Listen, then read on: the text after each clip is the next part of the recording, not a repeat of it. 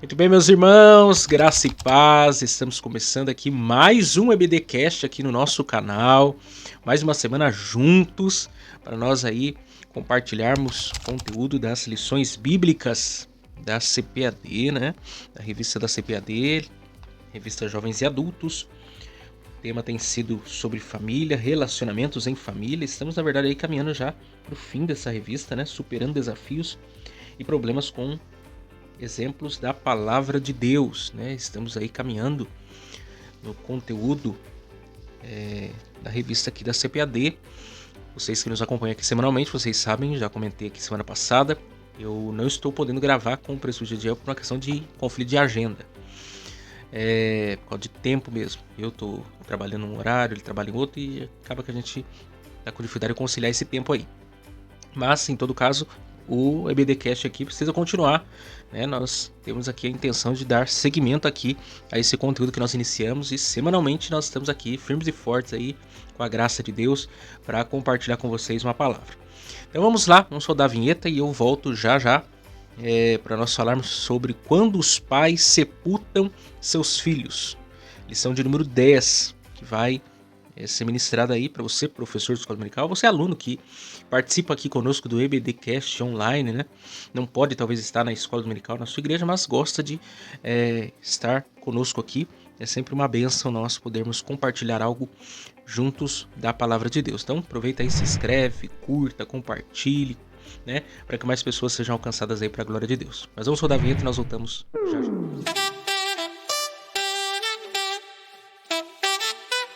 Então, vamos lá, vamos pensar aí hoje sobre quando os pais sepultam seus filhos. Lição de número 10. A história está em 2 Coríntios, capítulo 4, versos 8 e 9, que diz: Em tudo somos atribulados, mas não angustiados, perplexos, mas não desanimados, perseguidos, mas não desamparados, abatidos, mas não destruídos. A verdade prática diz: não devemos ser indiferentes à morte inesperada, mas também não podemos nos desesperar como quem não tem esperança. O texto base, né, hoje nós vamos meditar um pouco sobre a família de Jó, né?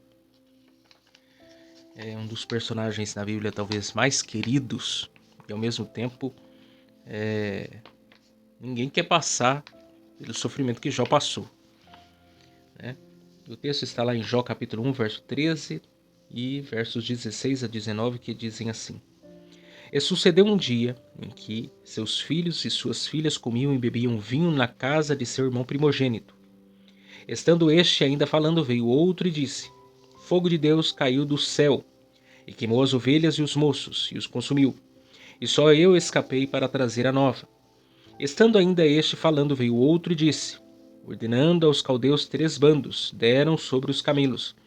E os tomaram, e os moços feriram ao fio da espada, e só eu escapei para te trazer a nova. Ainda este falando, veio outro e disse: Estando teus filhos e tuas filhas comendo e bebendo vinho, em casa de seu irmão primogênito, eis que um grande vento sobreveio da além do deserto. Deu nos 4 cantos da casa, a qual caiu sobre os jovens e morreram. E só eu escapei para te trazer a nova. O livro de Jó, né? É o primeiro livro, na verdade, da Bíblia a ser escrito, né? É a história mais antiga da Bíblia é sobre Jó. E nos conta a história desse importante patriarca. O capítulo 1 é um capítulo que mostra um pouco da biografia de Jó, né? E mostra também um momento de perdas, né? Várias áreas da vida de Jó foram afetadas, financeira, né? Familiar, próprio casamento, entre outras coisas. Jó foi atingido e, no entanto, permaneceu sendo um homem fiel a Deus. Lá no texto de Tiago, capítulo 5, verso 11, diz: Eis que temos por bem-aventurados que sofrem, ou que sofreram. Ouvistes qual foi a paciência de Jó, e vistes ao fim que o Senhor lhe deu, porque o Senhor é muito misericordioso e piedoso. né? Lá no texto de Tiago, é exaltado a paciência de Jó, essa virtude e também fruto, né, do Espírito na vida e no testemunho de Jó. Mas deixa eu começar aqui perguntando para você se você já foi a um velório, né? Eu tive algumas experiências de ir a velórios e não há dúvida que a experiência mais traumática é de quando os pais sepultam seus filhos. Quando você vai no velório em que o pai, ou a mãe, ou o avô está sendo sepultado, o clima é um, o contexto é um. Mas quando você vai num velório em que é o velório de um filho, de uma filha, e os pais estão vivos, é um cenário assim devastador, de guerra. Eu estive num velório dessa natureza, e ainda por cima os pais eram pais adotivos, nem eram pais legítimos, então o seu filho adotivo, né, em que eles haviam adotado, criaram e tal, veio a falecer, e deixando inclusive uma filha, esposa. Isso foi uma experiência muito traumática, né? Foi um velório assim muito triste, realmente. Como nós vimos aí no período da pandemia, né, vários exemplos como esse, né, de pais enterrando seus filhos. Contexto de muito sofrimento, muita dor e assim por diante.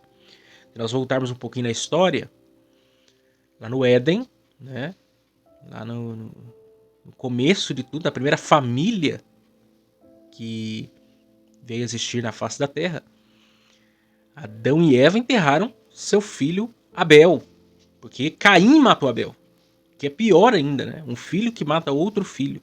É por isso que eu digo esse negócio de pais contra filhos, filhos contra pais, irmãos contra irmãos, isso daí não é de agora, isso daí é desde que o pecado entrou no mundo, lá no começo de tudo. Depois, na própria descendência de Caim, você tem lá outro que assassinou 2. Deus tornou maldito tanto Caim por haver assassinado,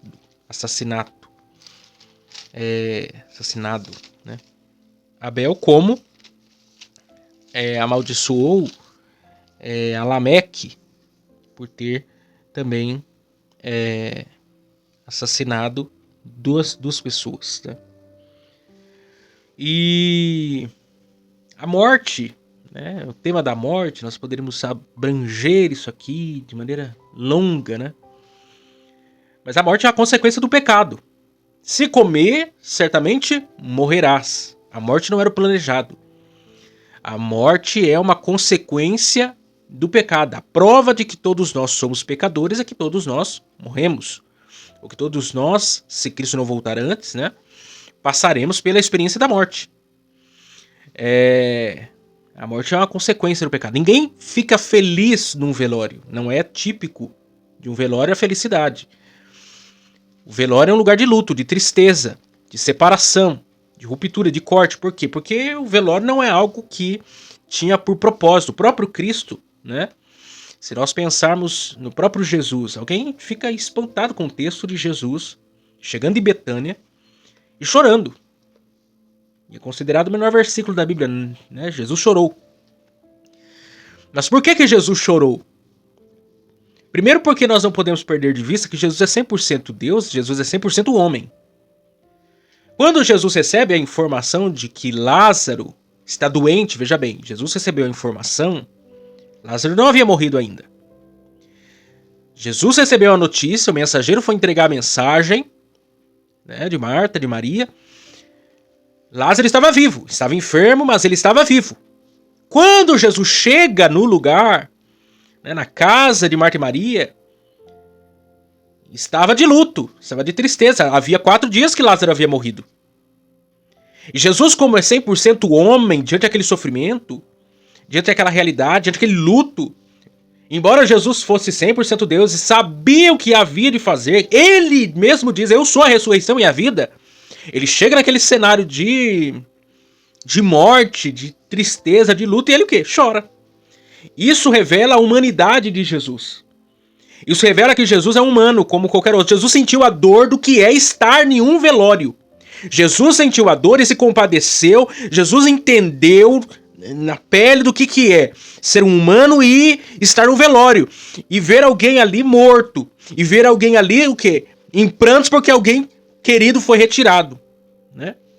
Então Jesus chora. Mas ele também é Deus. E ele diz, eu sou a ressurreição e a vida. Marta achou que era para o último dia. Ele falou assim, não. Hoje. Eu sou a ressurreição e a vida para hoje. Eu sou o milagre para hoje. Eu trago a vida hoje. Eu sou a ressurreição e a vida para depois, mas eu sou a ressurreição e a vida para agora, para já. Eu posso trazer a vida novamente. Ah, mas já tem 4 dias. Não importa, poderia ter uma semana, um mês. Eu sou a ressurreição e a vida. E Lázaro ressuscitou. De modo que depois desse milagre, que foi algo público, as pessoas queriam ver a Jesus, não por causa de Jesus, queriam ver Jesus por causa de Lázaro. Lázaro era um discípulo de Jesus. Então, e aqui nessa família, nesse contexto aqui de Jó, né, nós observamos algumas coisas. Mas vamos correr. Né? Isso aqui é só uma introdução para a gente entender a questão do velório, do luto, né, e como lidar com tudo isso. A família de Jó, primeiro tópico aí. Quem era Jó? Quem era Jó? O significado aí do nome Jó era o perseguido, o arrependido, ou voltado para Deus. Né? E aí a gente pode tirar muitas lições disso, né? Porque quando nós observamos a biografia e a história de Jó, nós entendemos o porquê, então. Porque ele era um homem arrependido, um homem quebrantado, um homem voltado a Deus. Um homem de coração contrito, quebrantado diante da presença de Deus. Um homem humilhado diante de Deus.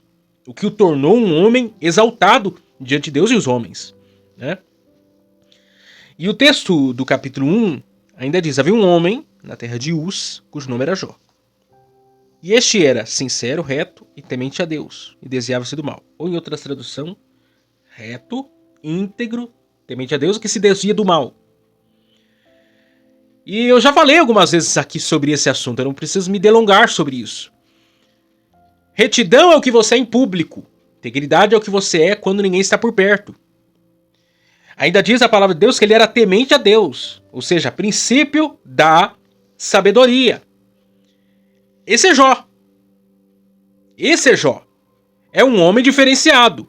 Quem está testificando acerca dele? Quem está falando a respeito dele? É o próprio Deus.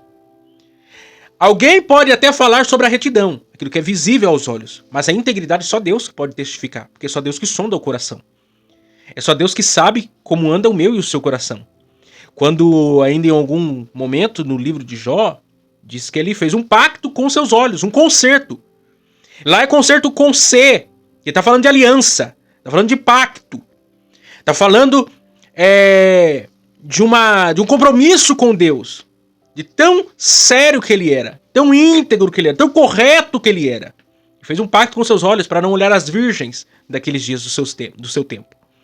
Então você vê a partir daí que homem é esse. É um homem diferenciado.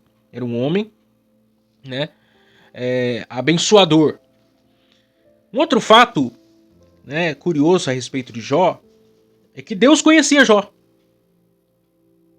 Deus conhecia Jó, Satanás conhecia Jó. Os seus amigos o conheciam, embora depois nós vamos perceber na história dele que conheciam, mas tinham questionamentos, dúvidas, né?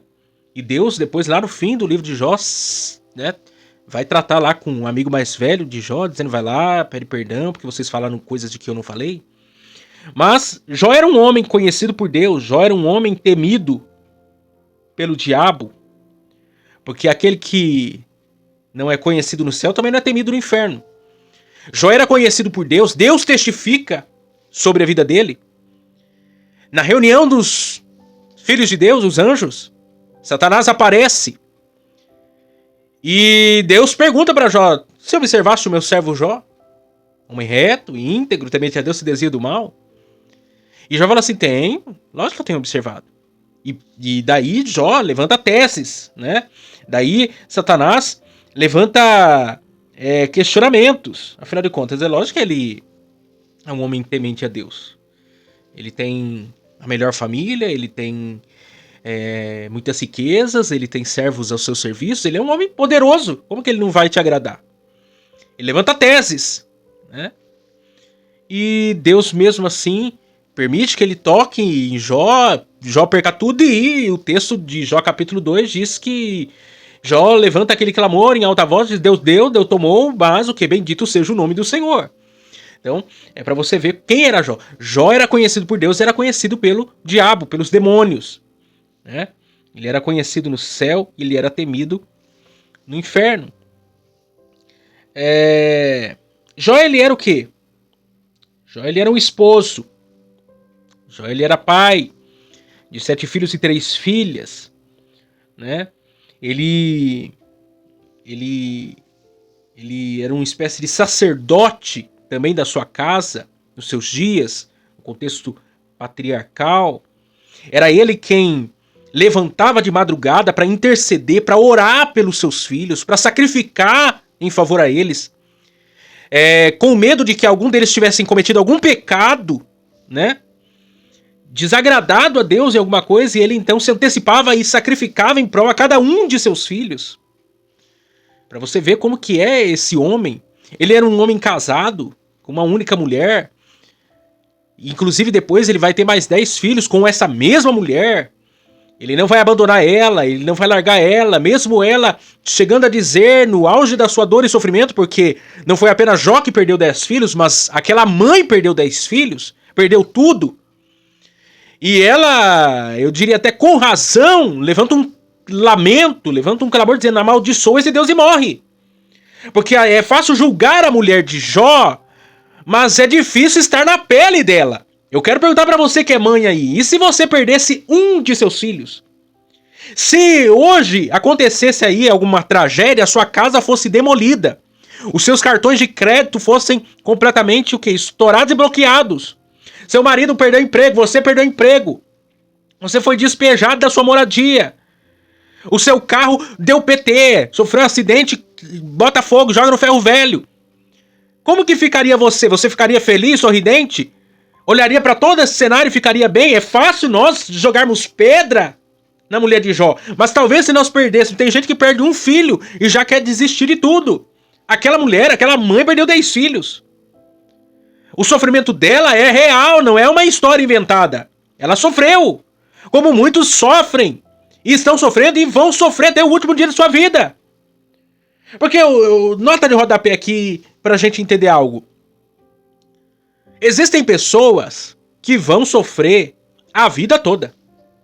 Elas não terão a oportunidade de reverter o seu quadro de sofrimento. Não terão. Olhe para os países mais pobres do mundo. Eles não estão no noticiário, porque o noticiário não se preocupa com pobre. O noticiário se preocupa com rico. Mas olhe para os países mais pobres do mundo. Existem pessoas lá em sofrimentos profundos, de passar fome, outros países que estão em guerra, sofrimento sem fim. Pessoas que nasceram nesse contexto e morrerão nesse contexto. Muitos cristãos, tementes a Deus, mas o sofrimento vão lhes seguir a vida toda. E terão que ser fiéis a Deus a vida toda, em meio ao sofrimento. Então olhar para o sofrimento de alguém e não se colocar no lugar dele, não entender, aprofundar, é muito fácil julgar o sofrimento dos outros. Fazer teologia, como os amigos de Jó fizeram, do sofrimento dos outros. Agora entender se está na pele é outra história. Aquela mãe levou para o cemitério, num único dia, 10 de seus filhos. E eu vou colocar ainda mais: noras, genros, netos, bisnetos, porque Jó tinha 10 filhos, mas nós temos que lembrar que provavelmente esses filhos eram casados já tinham netos, provavelmente bisnetos, até talvez tataranetos. Porque a Bíblia diz que davam banquetes entre si, havia comunhão. Olha só, a família de Jó tinha comunhão entre si. Filho contra filho. Quando que numa família funcional normal isso é real, isso é possível? É quase que impossível. Mas num dia só veio uma notícia, veio uma tragédia e matou todo mundo. E todo mundo foi o que? Levado pro velório. Eu já vi noticiários sobre isso. É devastador. Esse é o sofrimento que aqui estava passando. Mas apesar de tudo isso, Jó manteve o que? A sua integridade. Jó manteve o que? A sua seriedade. Jó manteve isso o que? Fiel a Deus. Ele é pai de filhos louváveis. Ele é um homem de Deus, ele é um sacerdote na sua casa. Ele era o homem mais rico dos seus dias. né?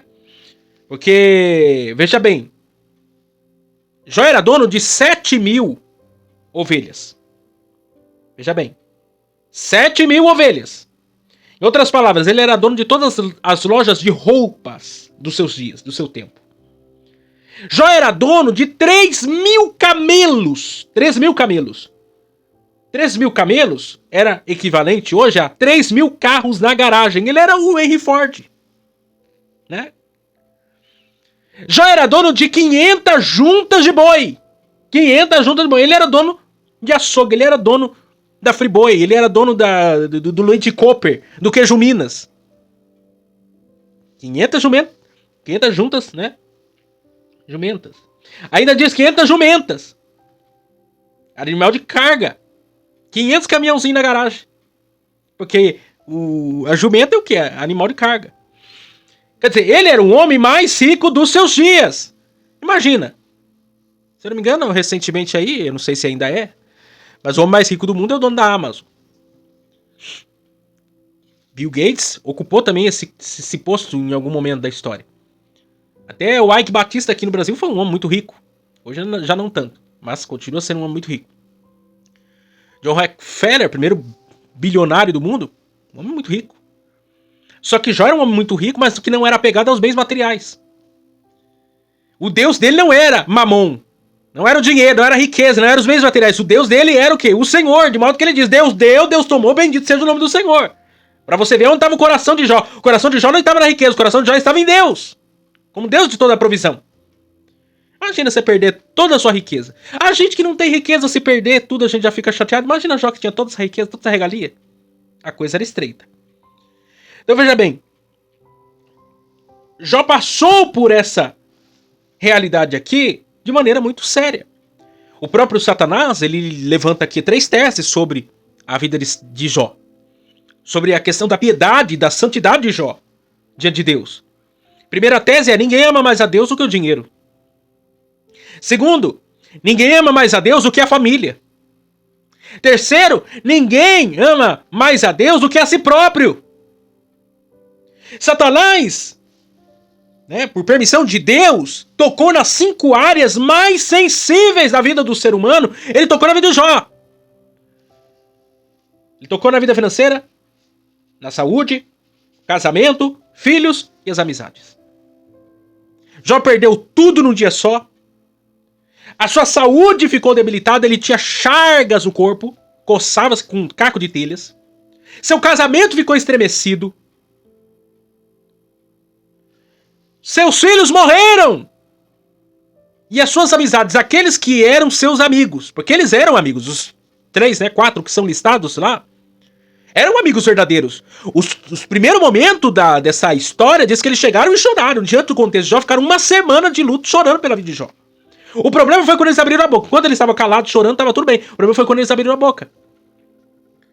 E aqueles amigos se mostraram os maiores inimigos também.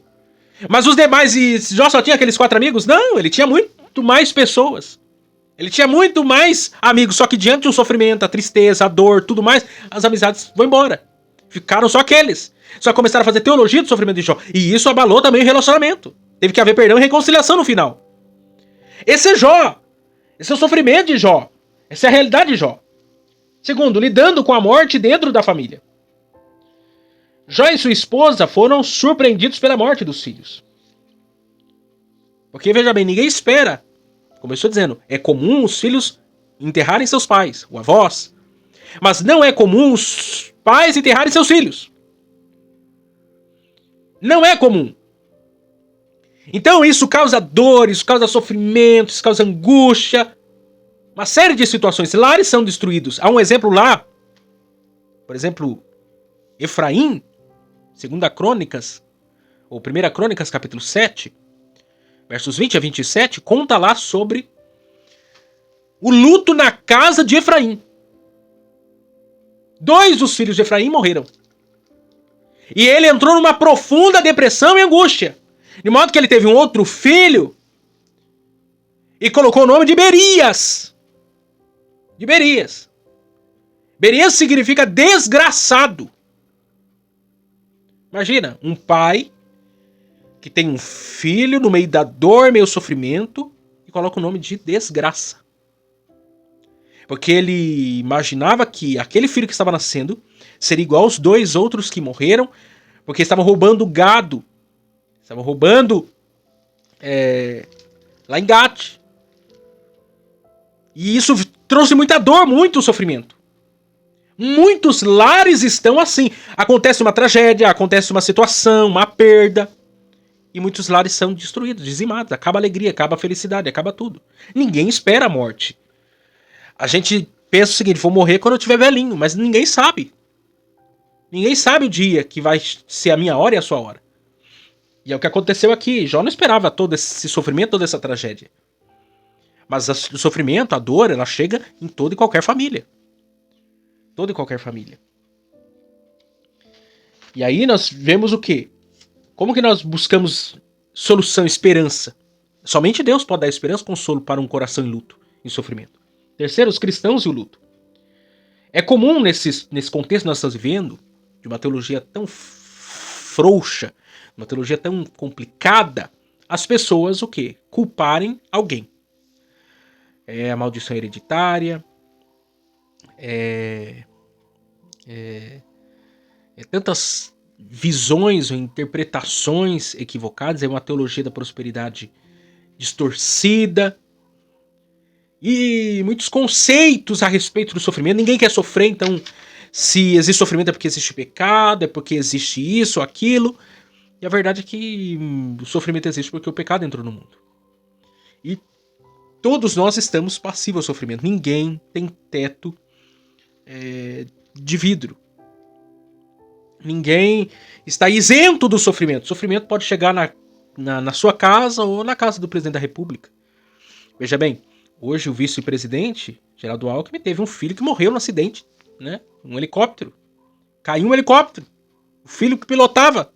Quer dizer, a morte chega para o governador do estado como ela chega para a dona de casa. Ela chega para o trabalhador lá, rural. O sofrimento, ele é patente à condição do homem na Terra. Só que como que nós devemos lidar com isso? Primeiro, não culpe a Deus. Não dá para culpar a Deus. Nós temos que entender que há propósitos para todas as coisas. E temos que, acima de tudo, crer que Ele é a ressurreição e a vida. A esperança para nós não acaba aqui. Por isso que, apesar de todo o sofrimento que Jó passou, Jó tinha certeza e convicção que os seus 10 filhos estavam o quê? Com o Senhor. Estavam com o Senhor. De modo que quando Deus dá tudo em dobro para Jó, dá a ele mais 10 filhos. Alguém pode perguntar, mas por que não deu 20 filhos? Porque ele já tinha 10. Ele teve mais 10, que dá o total de 20. Filhos não se perdem. Ele teve os 10 filhos, o quê? Salvos diante de Deus. Os 10 filhos de Jó estavam o quê? Salvos diante de Deus. Porque você pode não levar o carro novo que você comprou para o céu. Talvez você não leve a casa própria para o céu. Ou a roupa bonita que você gosta de usar, você não leva para o céu. Mas você pode levar para o céu toda a sua família. A morte não pode tirar de você a esperança e a alegria de levar a sua família inteira para o céu. Quer dizer, o fim não está na morte, não está no luto, não. O fim está quando alguém morre sem salvação, sem esperança de vida eterna. Aí é fim. Agora, enquanto a esperança da ressurreição, nós temos garantia de vida eterna. Essa deveria ser a nossa preocupação. Como que você está cuidando da sua família, dos seus filhos? Está orando por eles, jejuando por eles, consagrando por eles? Você está preocupado em levar a sua família inteira para o céu? Nós não sabemos que dia que vai ser o nosso dia. Às vezes chamamos no 89, era o seu. Já era, meu amigo. Não dá tempo de orar, fazer... Não, é agora. Enquanto nós estamos vivos, que nós vamos trabalhando para a nossa eternidade. Aquilo que nós fazemos em vida reverbera para a eternidade. Então, nós precisamos o quê? Se agarrar com Deus. Fazer a vontade de Deus. E diante do sofrimento, o luto, porque o luto tem seus estágios, nós temos que entender, aceitar certos contextos. É um sofrimento. Eu não quero nem imaginar qual é a dor da perda de um filho. Eu tive um amigo que perdeu 2 filhos. A mulher engravidou, perdeu um, tinha 3 meses, perdeu. Ela engravidou, nasceu com 6 meses prematuro, perdeu, ficou dias vivos e veio a falecer. Hoje eles tiveram um terceiro filho, graças a Deus nasceu, está bem, com vida, forte. Mas a dor do sofrimento, da perda de um filho é muito grande. Como eu já tive o caso de um irmão que perdeu uma de suas filhas com um tumor no cérebro. Tinha 2 anos a criança. 2 anos! Foi se descobrir, porque uma criança de 2 anos não consegue argumentar, falar o que está acontecendo direito. Quando foi descobrir o que era, era tumor. Foi pro hospital num dia, no outro dia foi pro velório, pro enterro. Imagina como que é esse sofrimento. Se nós não tivermos a esperança da vida eterna, da ressurreição, nós ficamos isolados, nós desistimos até da vida. A esperança está em Deus. A consolação e a esperança está em Deus. A firmeza está em Deus. Você está passando por um processo de luto, de perda, de separação, de tantas coisas. A esperança está em Deus. Ore pela sua família. Consagre pela sua família. Interceda pela sua família. E você terá a sua família inteira debaixo da presença de Deus, da proteção, do cuidado de Deus. E apesar de toda e qualquer tragédia que possa acontecer, a ponto de tirar a vida de um dos seus filhos, você tem a convicção de que eles estarão com o Senhor na eternidade e você encontrará com eles lá no céu. Essa é a nossa esperança. Essa é a nossa esperança. Deus abençoe vocês e até semana que vem. Nós iremos meditar sobre mais um assunto. Estou sendo bem breve aqui nos nossos encontros, nossos podcasts sobre o EBDcast. Semana que vem nós vamos falar sobre os prejuízos da mentira na família. Então, até semana que vem. Deus abençoe vocês. No nome de Jesus.